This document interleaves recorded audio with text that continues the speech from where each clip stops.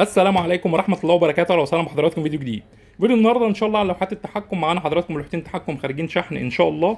اللوحه الاولى حضراتكم راكب عليها ترموستات فوكس كوري 2001 اف لتشغيل دفايه وشفاط واحد وشفاط اتنين وخلايا تبريد وتايمر. حضراتكم شغال على شفاط رقم واحد للتهويه وسحب الامونيا من داخل مكان التربيه. شفاط رقم واحد حضراتكم بياخد امرين، الامر من الاول من الترموستات في حاله ارتفاع درجات الحراره، والامر الثاني من التايمر للتهويه وسحب الامونيا من داخل مكان التربيه. وتايمر تاني حضراتكم شغال على خلايا التبريد، ولمبه لقياس الفولت ومفتاح الطوارئ بنضغط عليه لا قدر الله في حاله اي مشكله. بنشوف حضراتكم تقفيل اللوحه من الداخل. طبعا وضحنا لحضراتكم فيديوهات كتير بالنسبه للتقفيل، بيكون على اعلى مستوى وكل حاجه بتكون محسوبه بالنسبه لعدد الواط او عدد الامبير. معانا هنا حضراتكم كوندكتور رئيسي للدفايه، كوندكتور 22 امبير داكو كوري اصلي متوصل بسلك سويدي 4 مللي اصلي، وكوندكتور شفاط رقم واحد كوندكتور 12 امبير داكو كوري اصلي متوصل بسلك سويدي اصلي 2 مللي، وكوندكتور شفاط رقم 2 حضراتكم كوندكتور داكو كوري اصلي 12 امبير متوصل بسلك 2 مللي سويدي اصلي. واخر كوندكتور معانا كوندكتور خلايا التبريد كوندكتور داكو كوري اصلي 12 امبير متوصل بسلك سويدي اصلي 2 مللي. اللوحه حضراتكم متوصله بالكامل على مفتاح هونداي كوري اصلي 40 امبير. بنشوف حضراتكم طريقه التوصيل بتكون سهله جدا. اول حاجه من على اليمين توصيل الدفايه، توصيل شفاط رقم واحد، توصيل شفاط رقم اتنين، توصيل خلايا التبريد ومدخل الكهرباء العمومي. ومعانا حضراتكم سلك الحساس الكوري، وضحنا لحضراتكم سلك حساس كوري تقدر تعتمد عليه في تظبيط درجات الحراره اوتوماتيك سواء صيف او شتاء. صل على محمد. طبعا حضراتكم المفاتيح بتكون 3 حركه، على الشمال بيكون وضع الاوتوماتيك، في النص بيكون ايقاف، وعلى اليمين ده حضراتكم بيكون الوضع المباشر. هنشوف حضراتكم دلوقتي طريقه تظبيط الترموستات.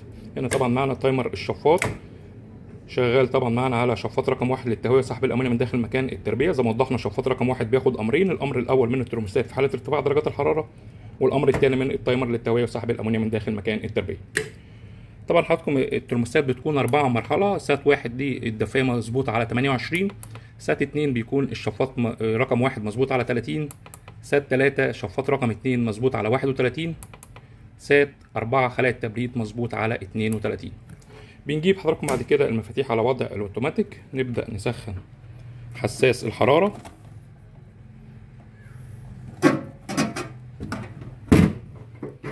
طبعا درجات الحرارة دلوقتي أقل من 28 فشغال معانا الدفاية. أول ما ترفع 28 الدفاية فصلت، الحرارة طول ما هي من 28 ل 30 مفيش حاجة شغالة.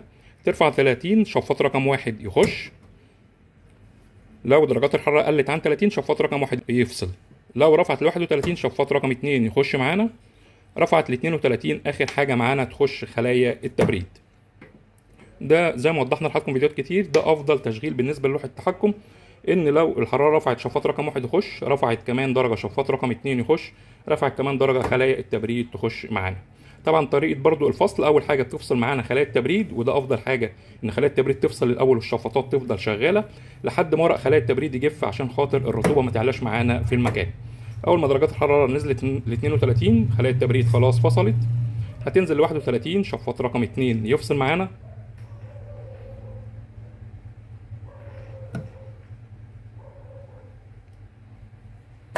نزلت 31 بالفعل شفاط رقم 2 فصل معانا، هتنزل ل 30 شفاط رقم واحد بعد كده هيفصل معانا. زي ما وضحت لحضراتكم دي كده بالنسبه لكون افضل طريقه للتشغيل وافضل طريقه للفصل.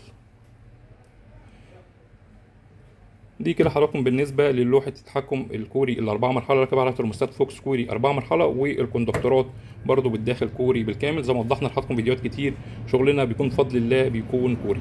معانا كمان لوحه حضراتكم 3 مرحله خارجه شحن ان شاء الله، راكب عليها ترموستات فوكس 2001 دي لتشغيل دفايه وشفاط واحد وخلايا التبريد، وتايمر حضراتكم راكب على الشفاط للتهويه وسحب الامونيا من داخل مكان التربيه، وتايمر تاني حضراتكم شغال لخلايا التبريد ولمبه لقياس الفولت ومفتاح الطوارئ بنضغط عليه لا قدر الله في حاله اي مشكله. نشوف برضه حضراتكم وضع التقفيل بالنسبه للوحه من الداخل، بيكون التقفيل على اعلى مستوى.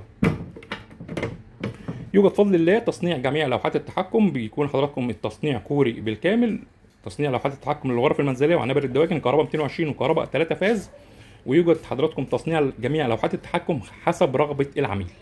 بفضل الله يوجد برضو كمان على لوحات التحكم بالكامل ضمان مدى الحياه وصيانه ومتابعه ما بعد البيع بتكون مجانا.